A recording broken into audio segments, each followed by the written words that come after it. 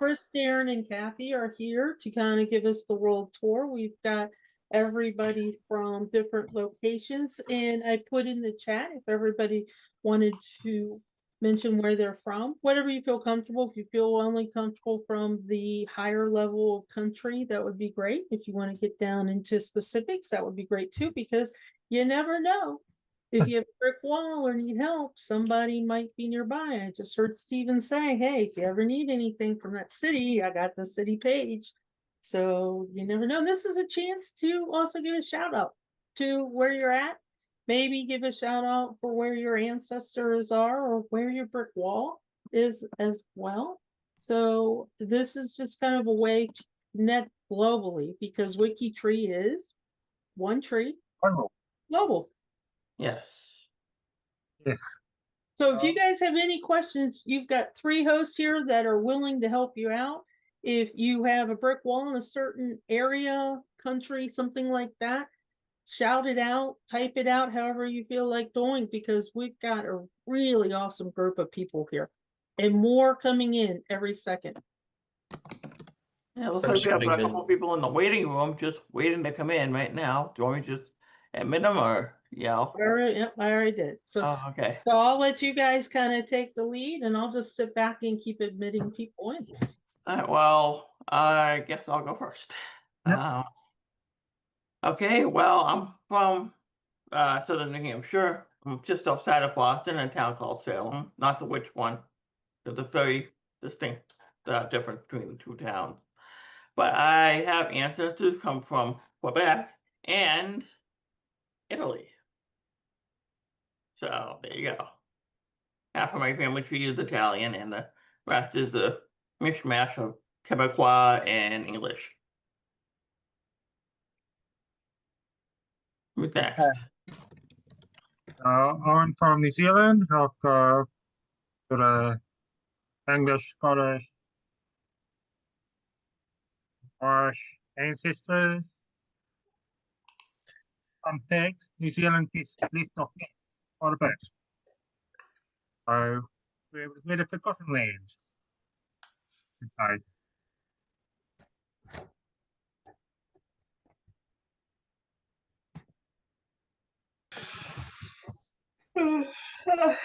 Sorry, I'll go. I'm not used to this. I'm actually adopted, and so I have 2 profiles.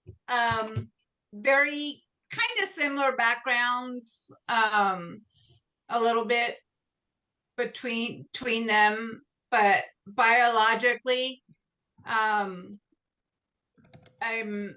have Italian in me. And actually my background is from the part of Italy where my ancestors are from. And then I also have, English and Prussia, Germany, that area over there. So Kathy, that's it. That's Italy behind you. Yeah, that's what part of it? That's the town. I have no idea how to say the name the way it's supposed to be said in Italian, so I say the English. Bisegli in Bari Puglia, Italy, I believe is the full location. It's on the like southern part of ankle. Yeah, it's on the ankle of the boot, like the heel. My one of my towns is actually in the toe of the boot. It's San Pietro Amida, which is right in the toe. And I have another town that's like outside of Naples, a little bit west of Naples, called Gesualdo. So, yeah. So my dad's full Italian, so that's how that works. And Sandy wants to know what kind of food we have. We can talk about it in Italy. Geez, you got a minute? You got like 10 hours or so? Because all the pasta you can eat, gelato, cannoli, tiramisu, everything. You name it, we'll eat it.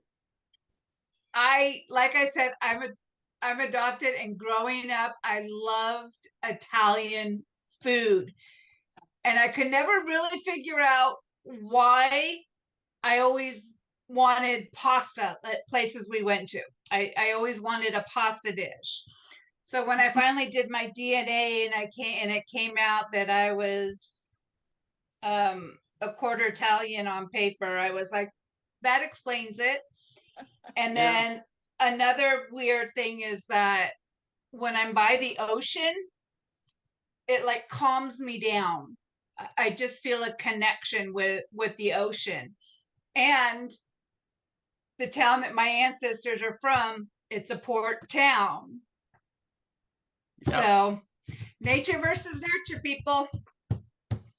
Well, if you're in Italy, you're not that far from the beach anyway, because it is a peninsula, right? So there you go. Yeah. And Sandy talked about cornbread. I love me some cornbread. Yeah. Now, But if you want to talk about New England cuisine, we have, lobster, clam chowder. You gotta say it like this. You gotta say it like chowder, not chowder. It's chowder. No, Paprika and Harvard Yard. No, you can't pass the car in Harvard. Yeah, you take the T. No, Right. The whole people- thing is a misnomer. People from Boston don't actually drop their R's. They move them. Like after they unpack the car, they drive it to Cuba. Right. Huh? All right, that's good. That's good. He didn't smile. That's good. So before I go, I want to know what castle is behind Stephen. This is Hohenzollern Castle, the House of Hohenzollern. Okay. Very, very nice picture that I found very recently. I can't tell you much outside of that. Yes, I wondered if I had over my shoulder. King Ludwig's King Oh, Ludwig's castle from Bavaria. I Oh, thought right. Yeah, I almost chose that one myself. one that Mhm. Disney modeled his castles after. Yeah. hmm So my family's, well, the vast majority of my family's from Germany. I have my German good luck gnome. I can, he's going to disappear. Can't see him. Oh, it's cute. Okay. And I also have my English good luck gnome. Oh, yeah. And Cute. I have my Swedish good luck gnome. Those are my three nationalities. And then I have my American good luck gnome. Those are my three nationalities primarily. England and then Germany from Bavaria and Saxony, two different branches of the family. And then my grandmother was 100% Swedish. Wow. Could you guys tell me what a cubicle party is? You're in one. I don't know what it is. Well, basically, it's a chat room. We just talk. That's basically what it is. I think they Oh, came thank from you. cubicles.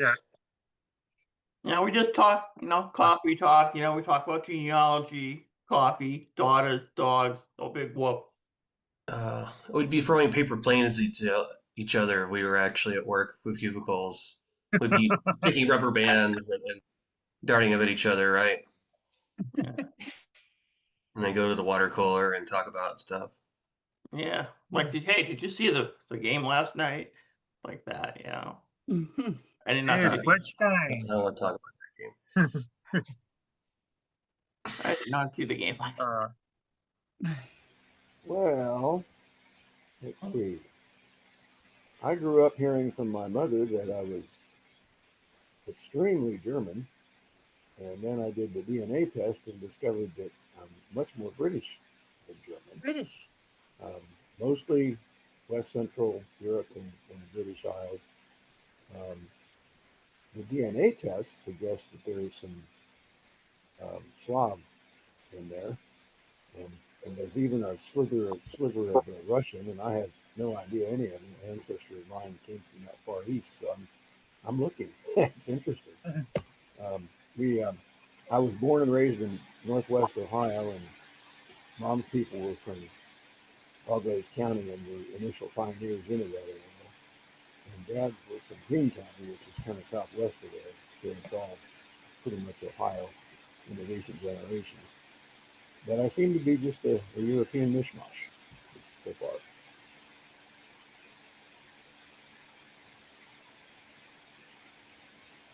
So Toledo area then, Northwest About 90 Ohio. It's about 90 miles to Toledo. Wapakoneta, home of, anybody know? Oh, Canada. Two famous people came from Wapakoneta, not counting me. Dudley Nichols, who was a well-known screenwriter in Hollywood and was the first person ever to turn down an Academy Award, was from Wapak. And then a guy named Neil Armstrong, who went to school with my mom. He was a year ahead of her. And that's our two claims to fame. We've got a museum out of it. There's a very nice museum to Mazda and Neil, right up by the interstate in Wapak. That's a great place to be from, as long as it's past tense. I moved to Tennessee when I was old enough to make my own decisions, and I've been here probably 30. I first came here in '94.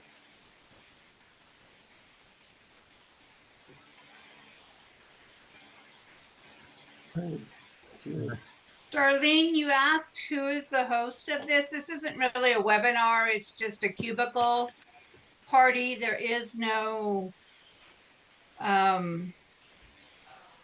set subject that we're talking about. Did you have a question for us? Yeah. You're happy. Please feel free to unmute.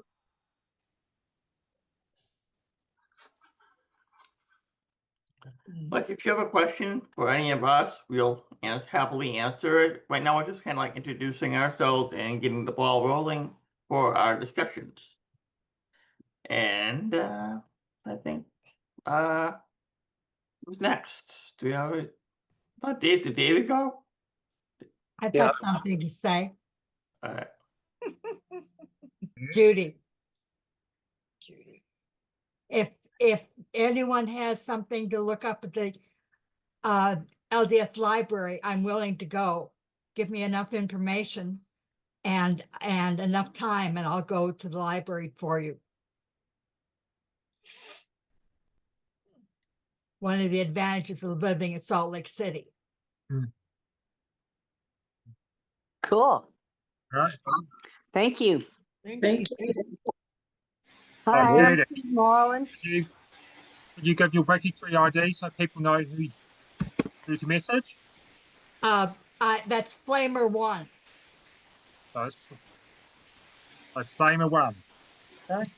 FLAMER. Are those retroactively available? I've been to Salt Lake twice, and in the genealogy library the first time.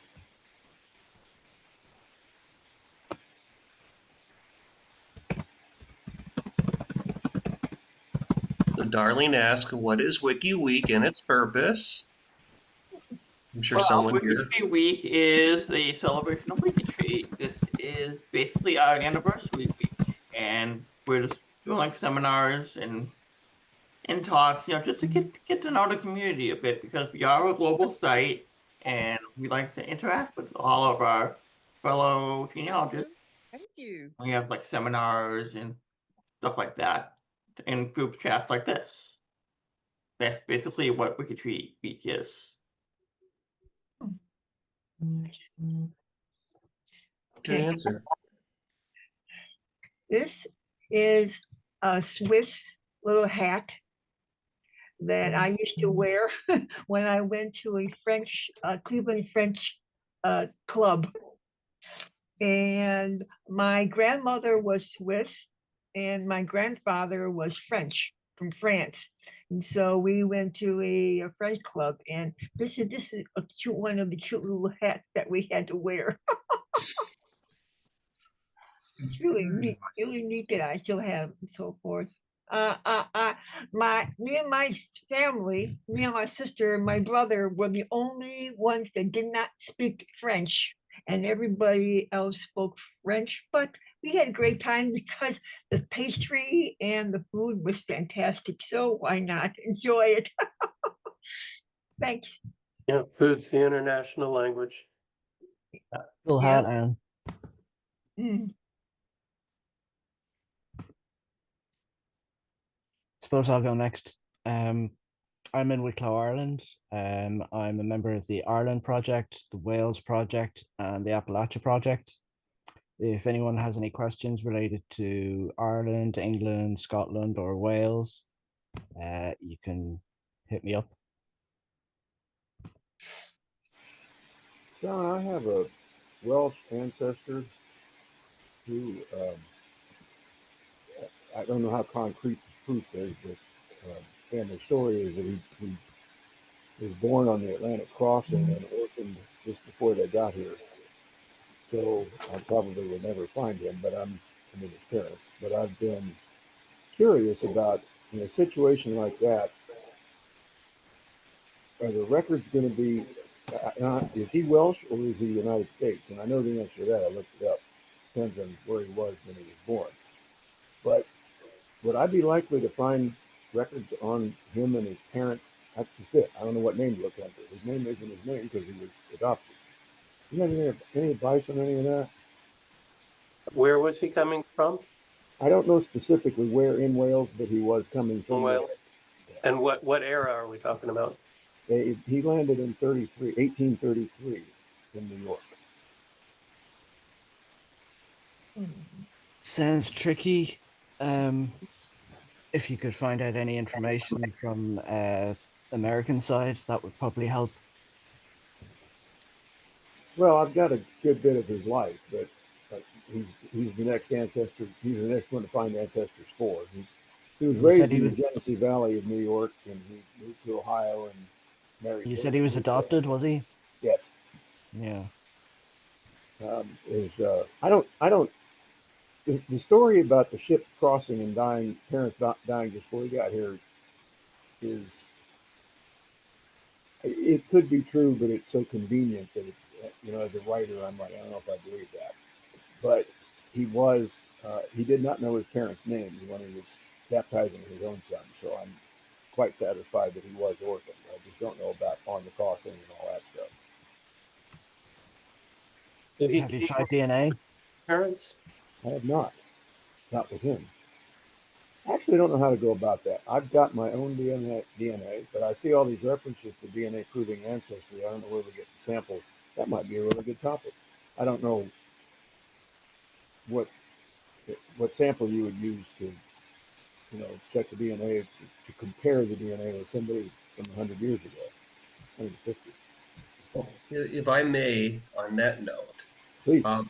So I'm a co-host of New Member Orientation or New Member Q&A with Murray Maloney. If you have questions about DNA and DNA comparisons, especially the confirmations, which can take a very long time to do, I would send him a message about any assistance with DNA because it's a focus of his, and he definitely talks about it on our New Member Zoom calls that we have twice a month. You said Murray? I'm usually there. Yeah, Murray Maloney. Murray Maloney.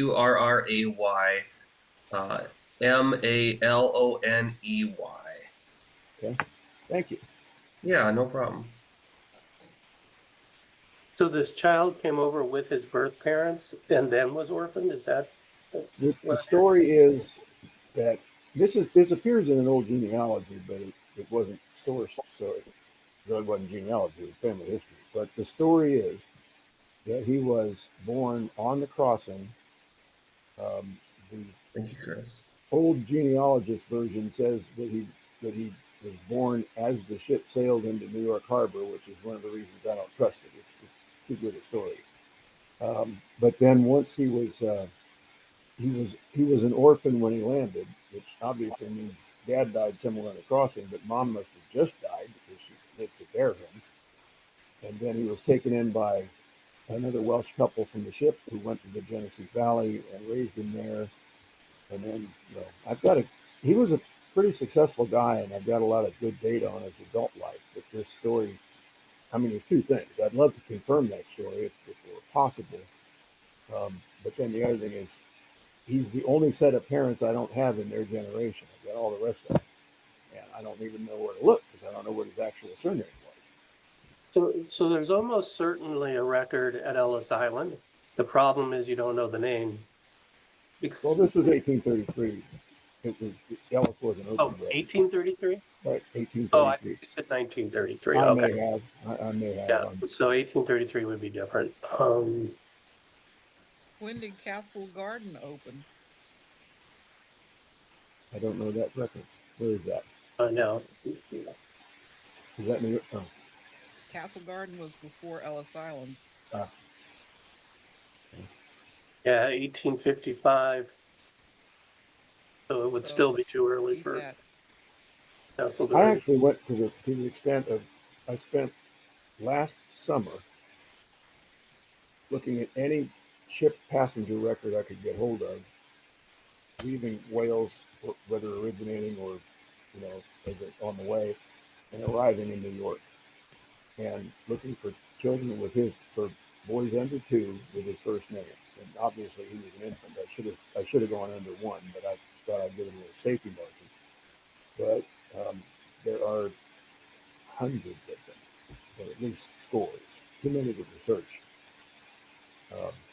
So if the story is correct as you relate it, you said that he was adopted by parents from the ship.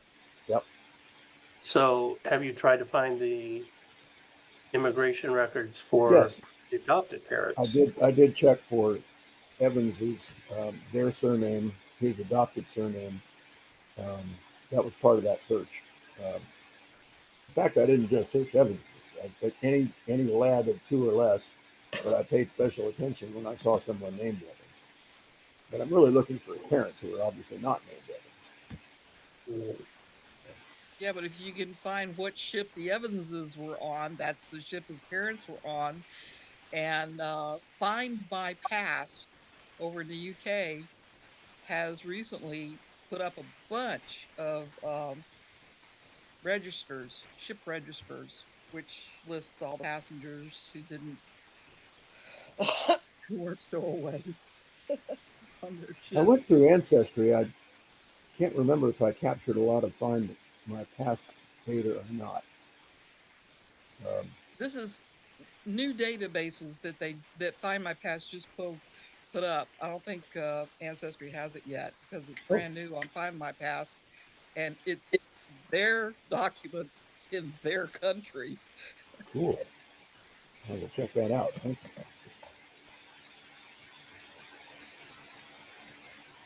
If I may interject, another consideration is that you might want to think about why this particular set of parents adopted this particular child. So I would be wondering, what was the relationship between the 2 sets of parents? Were they neighbors? Neighbors often migrated together. So then you've got the manifests that you looked at. If there are census records available, you might want to look for neighbors who traveled, who may have migrated together, and that could give you a clue.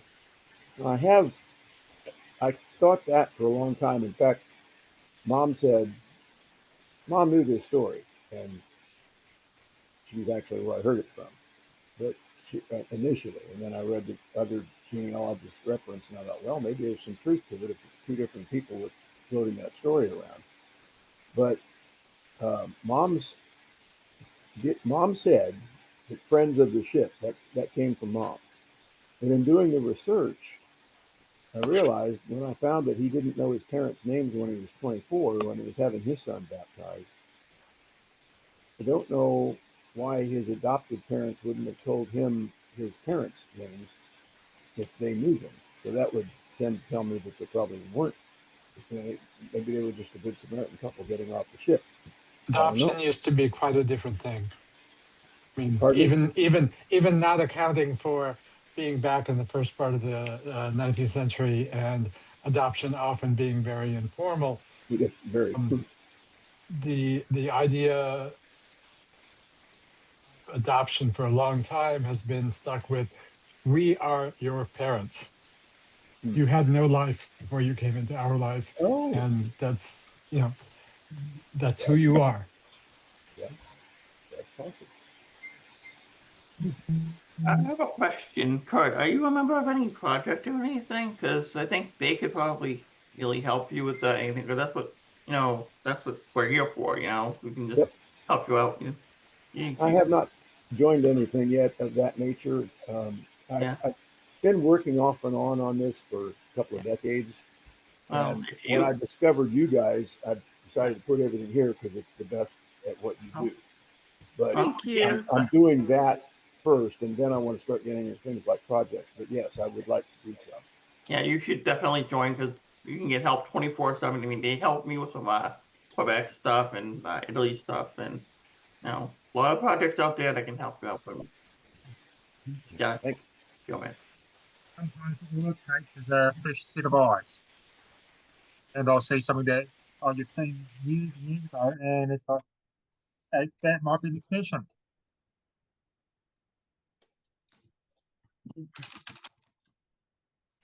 I don't think I heard everything you said there. If that was aimed at me.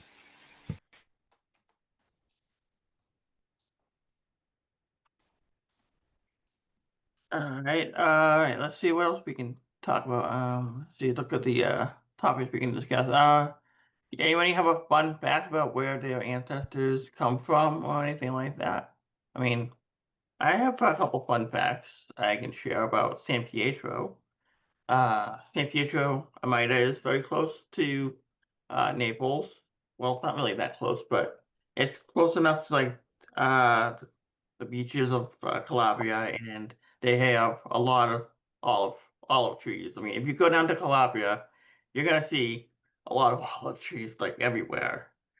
And like my grandfather and his father and my grandmother all went to San Pietro to go to a wedding in Switzerland, and I remember my grandmother telling me all about the olive trees they saw going all the way from San Pietro all the way up to Switzerland. They saw olive trees as far as the eye can see, and it's pretty cool. I heard.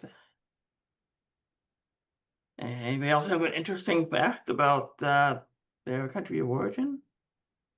Stephen does. Go ahead, Oh, Vicky. Steve, what you got? No, Vicky, you can go ahead. Oh, well, I have an ancestor who, Dr. Andreas Osiander. And from my brother's research, we have discovered that he was a BFF of the original Martin Luther. Dr. Osiander was a professor of theology and music at the Königsberg University in Germany, I think. And No, Russia, isn't it? his textbooks are in the university library to this day. Did you say Königsberg? Königsberg. Yes, Königsberg University. Because if I remember correctly, Königsberg is now an exclave of Russia, but it was part of Prussia off to the east. You said Martin Luther, right? Yeah, Martin Luther. Mm-hmm. And I The thought he was 99 back in Thesis Germany guy. proper. Maybe I'm not getting in the right place here. Oh, yeah. But they hung out together. Nicely, but that's different. There's a fact about one of my grand uncles, born in New Zealand.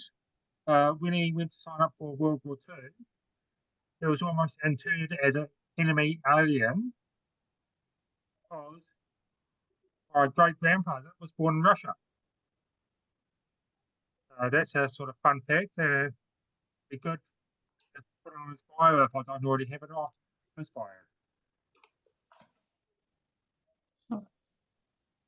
Darren, I think your microphone is going in and out a little bit.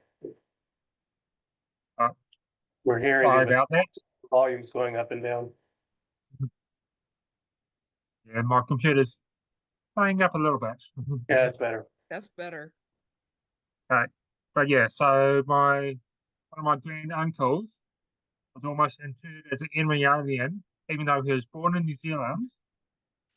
His father was born in Russia. But he ended up serving in World War II, so that was good. But yeah, that's a sort of fun fact and a good thing to use as a bio builder.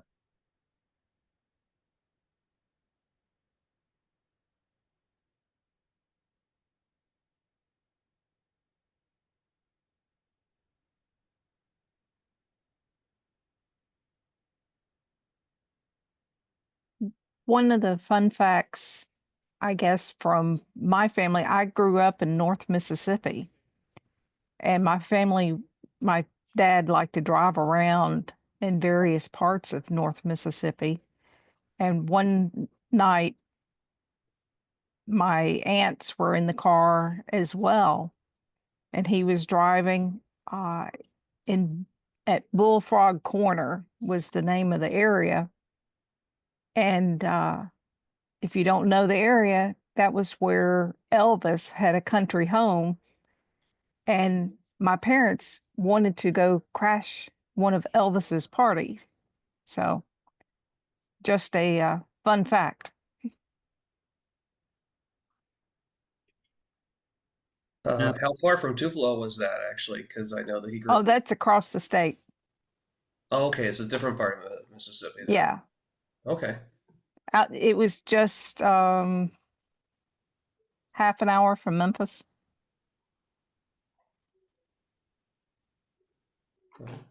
Oh, I forgot to add to my story. Eventually, the bride who wedding that they all went to, she contacted me on my heritage. We started talking, and this year she actually wrote a book about Calabrian recipes. So I thought that was pretty cool. I'll be getting that book soon, I hope. Fingers crossed. Yeah. Wow. Chat's getting pretty lively over here. Anybody else want to share something? Yeah. I'll go take a stab in the dark. People want to listen. Go for it, Steve. Go for it. As I've already indicated in the chat, I'm a part of the Germany project. I have a lot of German background in my family. Despite my last name being a very English name, it's actually an adopted last name if I go back 4 generations. So the majority of my family is German, about I'd say 95%. The one line that does go to the adoption is actually my connection to British lines or, Welsh lines, apparently. But I don't tend to focus on them as much because I have a lot of fascination in German stuff. Then it's also not as well developed. And predominantly on my paternal side, there was a lot of people that came from northern Germany and the state of what is now Lower Saxony. But back in the 1800s and 1700s, it was the Kingdom of Hanover. And a lot of these were kingdoms and duchies and little groupings of people before they consolidated to become Germany. And Germany didn't exist until 1871. So doing German research is always fascinating because you're dealing with a lot of different place names and a lot of borders that changed. Also, Germany itself, when it was the German Empire, was a lot bigger than it was today because it expanded into Poland. It went all the way out to basically where Königsberg is, and that's now an exclave of Russia. And then with World War I, it got reduced, and with World War II, it also got reduced again. So like I said, my paternal side is predominantly like Northern Germany. Actually, in this little Landkreis called Uelzen. It's a lot of farmers. There's apparently some beekeepers in there too, and they really liked the environment that it provided. There was this landform type called heath that they were on. And because of political strife and because of all sorts of issues with being in Germany at that time in 1800s, 1860s, a lot of people started migrating to the United States. And funny enough, they found places that had similar types of farmland and heathland. And so a lot of my people ended up going to Wisconsin.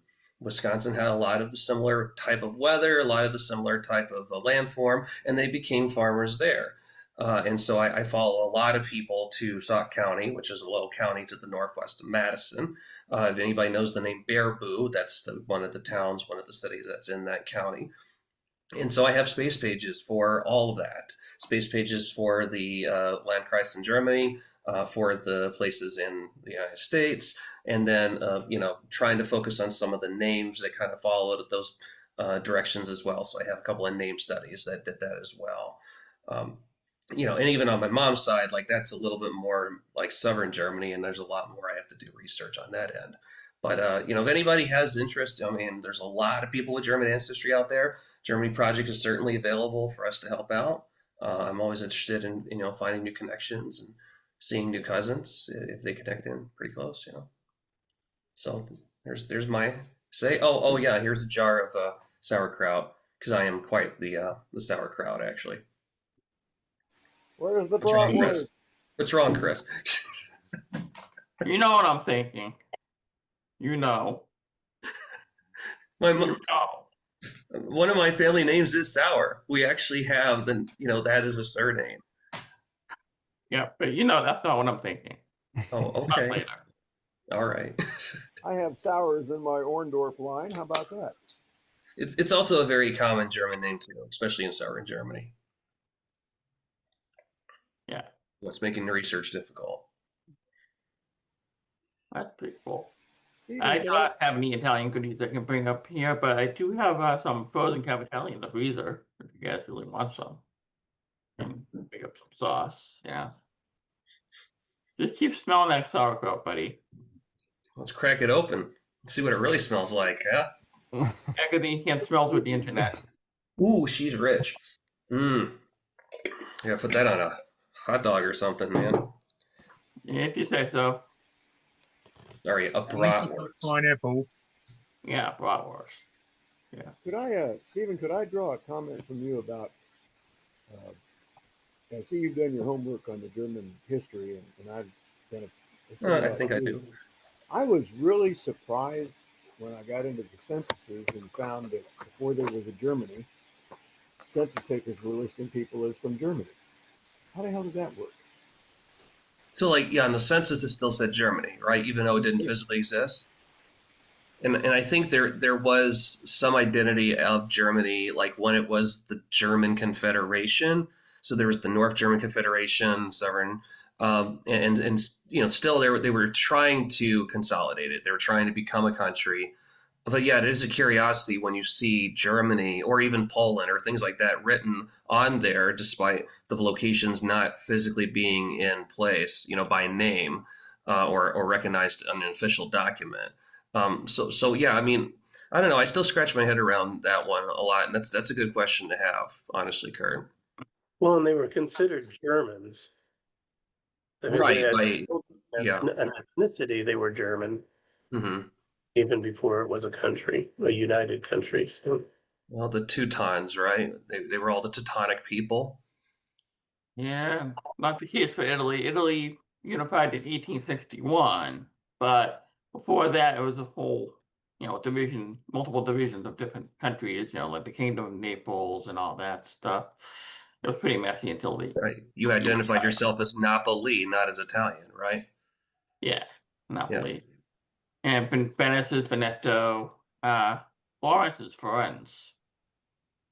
So, taking from the original Latin. Mm-hmm. And Rome is Rome, and all roads lead to Rome. They all become Romans. Yes. Sorry. Some of what happened with identifying Germany as the country of origin is that I come across this in U.S. Census records. If the census was taken for German unification, then the country was Germany. It doesn't matter if someone was actually born in Saxony or in the Prussian Rhineland, where my people were from. Once Germany was unified, they were Germans from Germany. Yep. Even though the immigration records might say Prussia or one of the principalities or something. Yeah, I I'm looking at my Cantners came over in the 1730s, and That sounds like Palatinate. pardon? That sounds like Palatinate that came over in the 1700s. Yes. And then an allied line of theirs came here probably 100 years later. And one of the two of those had Germany, but it was before 1871, which alerted my curiosity. Mhm. What you're saying is probably true, that although I would say if somebody said Germany in the 1700s, I'd be surprised. It just seemed to me that if I were from, I think one of them was from Switzerland or somewhere over that way, if I would probably, well, that's just it. I wondered if those people thought of themselves as Germans, or if that was the enumerators who were writing down Germany for simplicity, even though there's no such country yet. There's one record from one of my grandfathers, great grandfathers, where the census taker actually wrote down the in the particular case, it was the independent city of Karlsruhe. Oh yeah, There were a Karlsruhe. bunch of, yeah, and they had been crossed out. All those had been crossed out, and Germany had been written in. They were corrected at the where the census records were taken in. But that was the accident for me, because it helps narrow down one of two possible national origins for that great grandfather. Well, yeah, we would hope that they have the specifics. I'm thinking that the census takers didn't care about specifics. They just wanted to know which country of origin or which area of origin they came from for their purposes, right? Because they weren't doing genealogy. Well, they were just, but tracking. yeah, but they were doing interviews. So if you Okay. asked my great grandfather where he was from, he would have said Karlsruhe. Mm-hmm. And then they would have written it down unquestioningly. They actually wrote it down with a misspelling. Right, which is down in the state of because it was an Anglophone census taker. And if you think There were beyond some census, years in the in the census. 1800s, I'm sorry, there was a lot of discrimination against the Germans in the 1800s, Right. and people weren't distinguishing between the Bavarians and the Saxons, and they were just all Germans. So right, they're lumping them all together. So just like with the Italians, they were just lumping us all together. Southern Italians, especially, were very prejudiced against in the 1910s, 20s. Yeah, it was pretty bad, especially down south. If you haven't already, you should look at the census instructions. Some years they were directed to record everyone from the area as German, and other years as Prussian, and so that's some of the reason.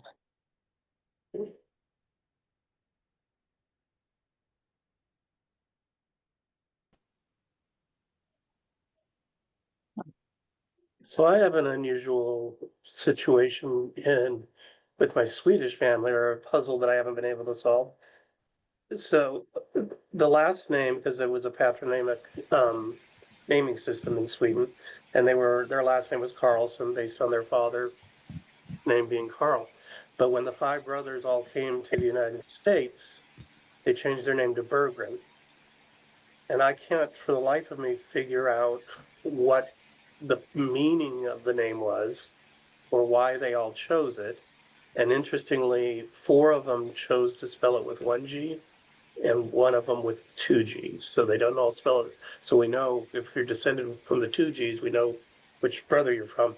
But it's Berggren with an R at the end, not Bergen, but Berggren, which is what makes it unusual. Berg means mountain, but beyond that, and why they wouldn't just keep the name Carlson, or why they all chose the same name, just a number of questions there that I've never been able to figure out. You have a name study for that? I don't, and I don't find in fact, I rarely find any other Berggrens. It's not a common name. A lot of the Nordic people who came over when they came over, would adopt their farm name, which they also used. I am not knowledgeable enough to know if there was a burglar in Sweden or how many there might have I been. haven't looked at that. They didn't, the records that I have don't show them coming from a Bergren farm, but that doesn't mean there wasn't one there that I just haven't seen. That would be interesting to find out. And the Swedes also sometimes had soldier names, although it would be unusual for all the brothers to get the same soldier name. And the Right. reason they used soldier names is that when everyone was Anders Anderson, it would be a little bit hard to tell them apart. Yeah. I know about the military soldier names, but in Sweden, all of their household records, they're listed under Carlson. So the name doesn't appear until they get here. And I don't have any passenger list. So I don't know what their name was when they boarded the ship or when they got off the ship, but somewhere in between Sweden and Iowa, the names, you know, if they just on the boat all decided they were going to change their name when they got here, I don't know. Sometimes they did. Yeah. But yeah, that is a bit unusual. Well, and Dave, you understand that people's names changed because of, you know, persecution, right? To be less ethnic was to become less of a target, right? Right. Well, and my curiosity is less about why they changed it, because I know there's a number of reasons, but why they chose Berggren, which again is not a name I can translate into anything or find any, you know, figure out why that name was chosen. That's what I'm really curious about, is why that name. Yeah. How's it spelled? Bergren, and you can spell it with one G or two G's. So Most of them spell it with one. Bergeren. Bergeren? Berggren, Gren. Okay, no E in the middle. No. Right, because a lot of other people do it like that. And of course, we have 96 matches, I guess, on. A lot of them are probably mine. A big family. David Randall. David Randall. Iowa ones. What area of Sweden were they from? Kalmar. Okay. Bastard. I'll see what I can find out. Yeah, if anything you could find would be really. Yeah, my ancestors, my one Swedish line is also from Kalmar, so. Yeah. Guys are cousins. And I know that one of the members of the Swedish project has been trying to get more information about Kalmar onto WikiTree. He's from Kalmar. Yeah, it's almost like our original baby question that we had. It happened, something happened on the boat, and I don't know where those records. Then they may not have need to have records if they changed their name when they got here. They maybe, you know, probably didn't have to go through court or anything like that. Yep. It would have been the 1860s or so.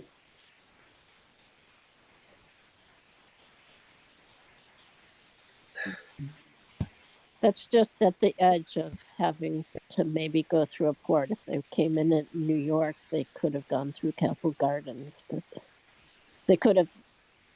I've been finding a lot of my people came in through Boston or somewhere else, Canada.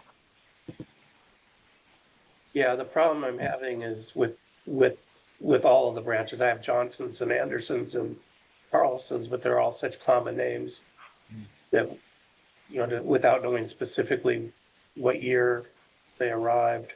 Yep. Or even what port, it's next to impossible to find the passenger records.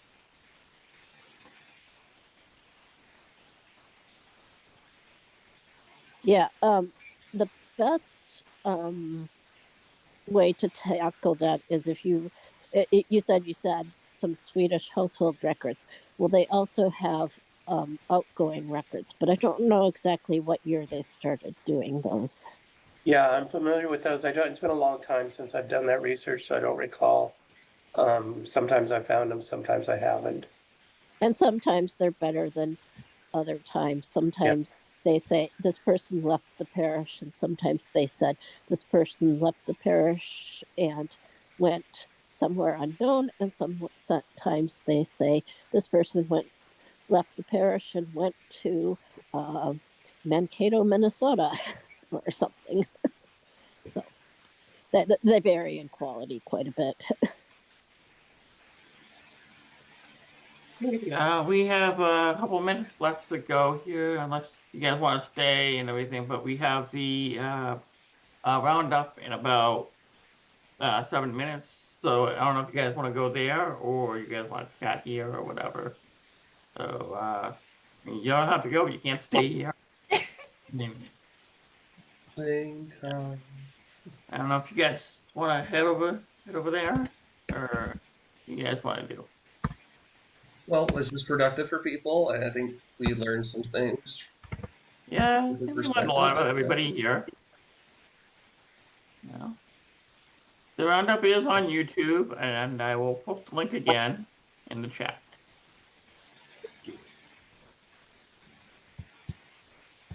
Yeah, we can do the roundup later.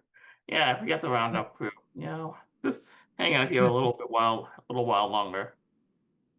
Unfortunately, I can't have both on at the same time, but hey, that means whoever's going to be editing this later is going to have a little bit of fun time editing. So, but we have like a few minutes left anyway. So, is there anything else you guys would like to talk about for this party here? Look real quick at the list of things here we have. And we learned something new. We learned about discovered cousins from across different countries. Celebrated just how global the site really is. Share some stories. We talk about food and Steve's inexplicable habit of eating sauerkraut. I'm just gonna drink out of this container now because you said that. Okay. All right, that's Let me do it. fine. I'll do it on screen. I'll do it live. You All right, guys we're are gonna do it funny. live. Chris, we can We put can a plug, live. Chris, we can put a plug in So global people bring the project thumbs for anybody down. that isn't familiar with it. If people Yes. have countries that they are working on that aren't covered by our big projects, we Yeah. can help you out with all those small countries that that you might get stuck in. We got a lot of European countries, but also all the African and Asian, Yeah. Latin American countries, African countries. So if you got a country that is not, Oceania. well, Australia, I always forget Australia. Yeah, we have a very good Oceania leader down there, who happens to be Darren Kellett. But yeah, any of those tiny countries, if you got ancestors from and you need help, we may not have exact answers for you, but we can give you some guidance on how to steer your research. Yeah. And there, to talk about Australia and New Zealand, there's a lot of people that came from Europe that, we can do the same kind of thing as the migration to America. There's also a lot of migration to the Southern Hemisphere too. So, those people also run into roadblocks, and we're certainly trying to connect the dots back in Europe for them. And a lot of those countries have their own website that we don't necessarily get easy access to in the United States. Yeah. Mm-hmm. But I was mentioning that on a previous program that in Argentina, they have a really well-developed genealogical resource website that I'd never heard of here in the United States, but down there it's what they use. Because we have our bias built into our research. Yeah. And the part of Global Project, I think, is understanding that there's multiple resources out there that we have no idea about. And there's a huge growth in African genealogy, well, not African American, but actual African, modern day African resources. It's a really growing field in Africa. So And I noticed that there's a small Japan project starting. That's really good. Yeah, we got Japan and India, and Mm-hmm. they're small, but you know, all you need is one or two people that have answers that you don't, and Yeah, definitely global. So yeah, Worldwide. hopefully this event creates greater awareness. You know, it's part of the reason we hold these things, but also just to hang out and have a good time. We're all family, right? Oh yeah, totally. And yeah, thank you, Kathy, for sharing those links in the chat there for Global Project, Welsh Project. In Wales. And all the projects could be accessible from WikiTree projects. So there is a whole bunch of different directions to go. Anything you might be interested in. Just and a sub project that I was reminded about earlier that I forget often about. Well, we have a language project, a sub project under Global. So if you need help translating anything, we've got people available that can do that for you. So just go to the Global project and look at the language sub project, and you'll get a list of volunteers. Yeah. And if you'd like to volunteer, let us know. We can put your name on the list. And I just put a preview, the link for the Italy project in there, and stay tuned for the Italy project. We're going to be having a call like this, so you can come in, ask questions, and my friend Frank and I will be happy to answer any questions you guys might have.